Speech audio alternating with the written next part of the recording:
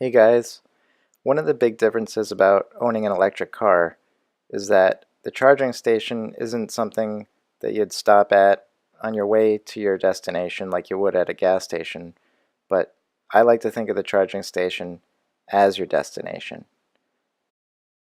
So what does that mean? Well, basically, you find some place that you might want to go, see if there's any charging stations around, and then plan your trip around that. For example, here's Salem, Massachusetts, and there just happens to be a parking garage with a charging station. The parking garage was right next to the Peabody Essex Museum, which has all kinds of really trippy displays like this one, where these letters are flying around, making you dizzy. There's also a bunch of other cool displays too, like this wall of antique car wash rollers, two Roombas battling to clean a tabletop, a giant floating cube lamp, but what I really want to know is how big of a bathtub would you need to play with this ship? It was nice to see all of the charging spots fully utilized. After getting something to eat and visiting the museum, almost 2.5 hours had passed, which was enough to charge the car up to 95%. Since this trip involved a little bit of highway driving, I figured it'd be a good chance to test out the ProPilot. Well, it was going okay until this car passed me on the right, and just as it did that, the car applied the brakes pretty heavily. You could see the hood tilt down. That was a bit disconcerting, so I didn't use the ProPilot for the rest of the way. However, on the way home, I used it the entire drive on the highway, and it was working pretty well. Some of the cool things about it that I didn't realize was that if you use your blinker, it actually changed lanes for you. So you just push the stalk down and it'll move right over. I thought that was pretty neat and I didn't expect it to happen, but it works pretty well. One of the other things was that I noticed around some of the bends that the car would get pretty close to the line, and when it did that, the steering wheel would vibrate because you're going over the line. So the car wasn't maintaining a safe enough distance to, feel comfortable, I think, as far as I was concerned. Like, going over the line a little bit when a car is right next to you is not really that great. And I just wasn't really that comfortable with it.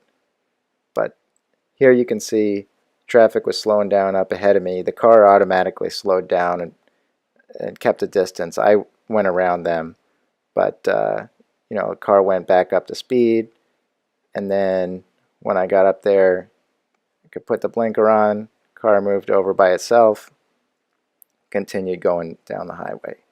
Pretty neat stuff. I think ProPilot is definitely a really good driving aid, but I wouldn't rely on it 100%. You still really have to pay attention to what's going on around you and ahead of you especially. Cars are merging on. You got to move over for them, and they'll cut you off anyways. So you just got to be really careful, I think, still, even with all the autonomy or whatever. In traffic situations, you can't really anticipate what's going to happen. So you got to keep your eyes open. But, also, the ProPilot can't really anticipate things as well, I think, as a person can, because it's really, just looking at your lane and what's in your lane ahead of you. But if you see somebody driving erratically that you know is going to cut you off, you could slow down and anticipate that, whereas ProPilot may not necessarily. I think as more cars are autonomous, that there'd be a lot more predictability in what cars are doing because they'll be able to communicate with each other, and they won't be driving as erratically and chaotically everyone else does by themselves. But I think that'll be a really interesting time when all the cars communicate with each other on their intentions and what they're going to do.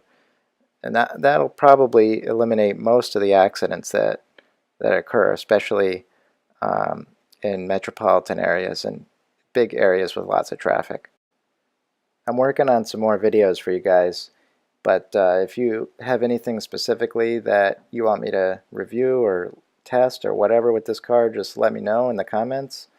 I'm going to be doing a video about things I don't like about the car and some other things. So this particular drive was 25 miles or so, and on the highway I averaged 4.1 miles per kilowatt hour. See you next time.